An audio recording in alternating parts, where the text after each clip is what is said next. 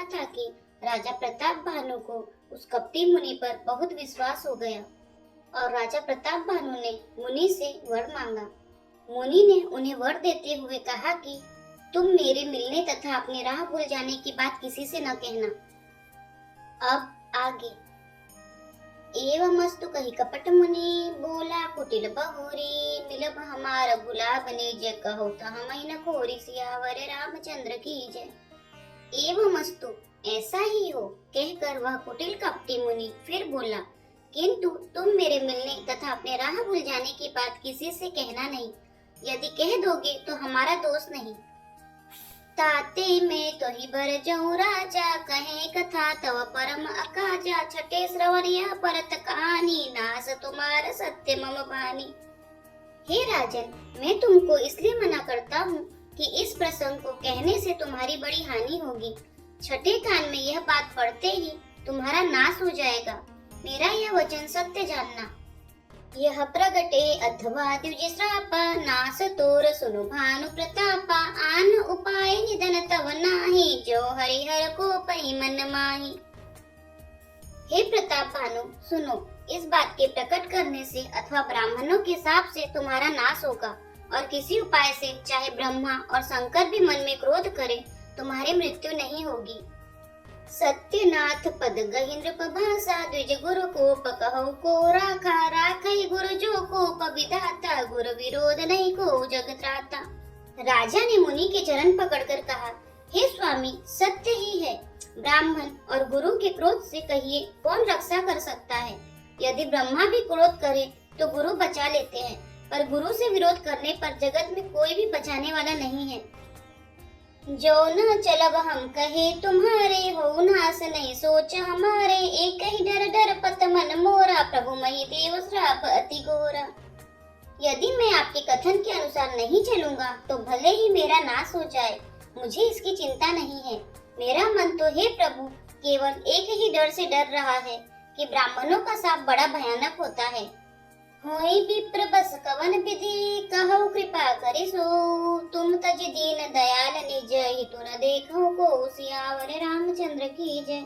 वे ब्राह्मण किस प्रकार से वश में हो सकते हैं, कृपा करके वह भी बताइए। हे दीन दयालु, आपको छोड़कर और किसी को मैं अपना हितु नहीं देखता। सुनो नृप विविध जतन जग माही, कष्ट साध्य पनि होई कि नाही, अहै एक अति सुगम उपाय, तहाँ परंतु एक ही कठिनाई। तपस्वी ने कहा, हे राजन सुनो, संसार में उपाय तो बहुत हैं, पर वे कष्ट साध्य हैं और इस पर भी सिद्ध हो या ना हो उनकी सफलता निश्चित नहीं है। हाँ, एक उपाय बहुत सहज है, परंतु उसमें भी एक कठिनता है। मम आधीन जुगुति नृप सोई, मोर जाप तव नगर न होई, आजु लगए अरु जब ते भयउ, काहू के गृह ग्राम न गयउ।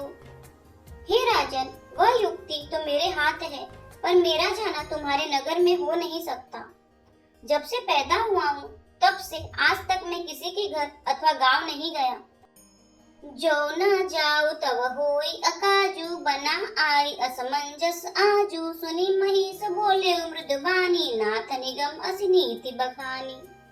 परंतु यदि नहीं चाहता हूँ तो तुम्हारा काम बिगड़ता है।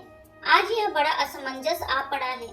यह सुनकर राजा कोमल वाणी से बोला, हे नाथ, वेदों में ऐसी नीति कही है कि बड़े स्नेह लघु न पर करही, गिरि निज सिर नि सदा तृण धरही, जलधि अगाध मौलि बह फेनु, संतत धरनी धरत सिरु रेनु। बड़े लोग छोटों पर स्नेह करते हैं।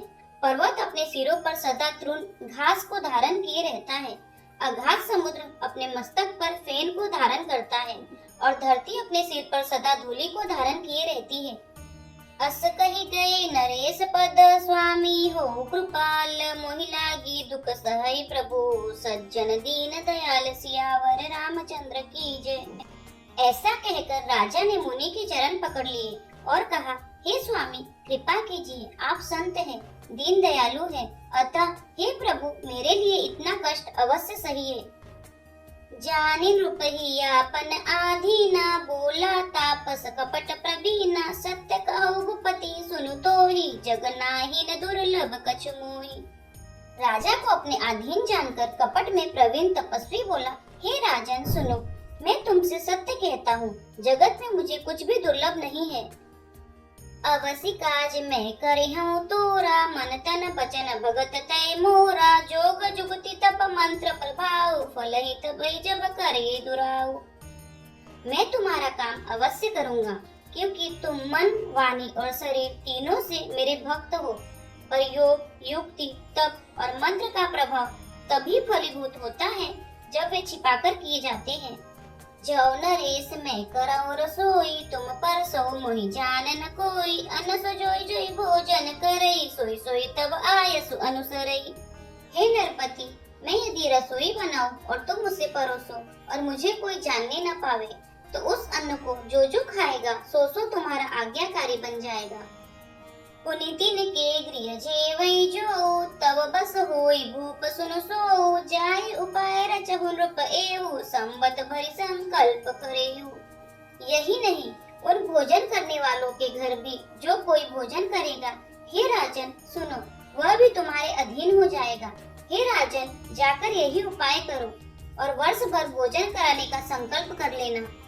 नित नूतन द्विज सहस सत, बरेउ सहित परिवार। मैं तुम्हारे संकल्प लगी, दी नहीं कर विजय बनार। सियावर रामचंद्र की जय। नित्य ने 1,00,000 ब्राह्मणों को कुटुंब सहित निमंत्रित करना।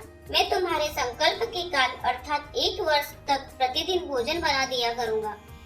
एहि विधि भूप कष्ट अति तोरे, होई है सकल विप्र बस तोरे। करे है विप्र होम मक सेवा, तेहि प्रसंग सहजे बस देवा। हे राजन, इस प्रकार बहुत ही थोड़े परिश्रम से सब ब्राह्मण तुम्हारे वश में हो जाएंगे। ब्राह्मण हवन, यज्ञ और सेवा पूजा करेंगे तो उस प्रसंग से देवता भी सहज ही वश में हो जाएंगे। और एक तो है कहूँ लखाऊ, मैं यही देश न आऊ बकाऊ। तुम्हारे ऊपर रोहित कहूराया, हरि आलव में करी निज माया। मैं एक और पहचान तुमको बताए देता हूँ कि मैं इस रूप में कभी न आऊंगा। हे राजन, मैं अपनी माया से तुम्हारे पुरोहित को हर लाऊंगा। तप बल ते ही करी आप समाना, रखे हूँ यहाँ बरस परवाना। मैं दरिता सुबेश सुनु राजा, सब विधि तोर सवार बकाजा। तप के बल से उसे अपने समान बनाकर 1 वर्ष तक यहाँ रखूंगा। और हे राजन सुनो, मैं उसका रूप बनाकर सब प्रकार से तुम्हारा काम सिद्ध करूंगा। गैनी सी बहुत शयन अब कीजे, मोहितो ही भूप भेट दिन तीजे। मैं तप बल तो ही तुरग समेता, पहुँचऊ सोवत ही निकेता। हे राजन, रात बहुत बीत गई, अब सो जाओ। आज से तीसरे दिन मुझसे तुम्हारी भेंट होगी। तप के बल से मैं घोड़े सहित तुमको सोते ही में घर पहुँचा दूंगा। मैं आऊ सोई बेसुधरी, पहचाने हूँ तब मोही। जब एकांत बोलाई सब कथा सुनाओ, तो ही सियावर रामचंद्र की जय। मैं वही पुरोहित का वेश धर कर आऊंगा। जब एकांत में तुमको बुलाकर सब कथा सुनाऊंगा, तब तुम मुझे पहचान लेना। शयन कीन रूप आय सुमानी, आसन जाई बैठ छल ज्ञानी। समित भूप निद्रा अति आई, सो किमि सोव सोच अधिकाई। राजा ने आज्ञा मानकर शयन किया और वह कपट ज्ञानी आसन पर जा बैठा। राजा थका था, उसे खूब गहरी नींद आ गई, पर वह कपटी कैसे सोता, उसे तो बहुत चिंता हो रही थी।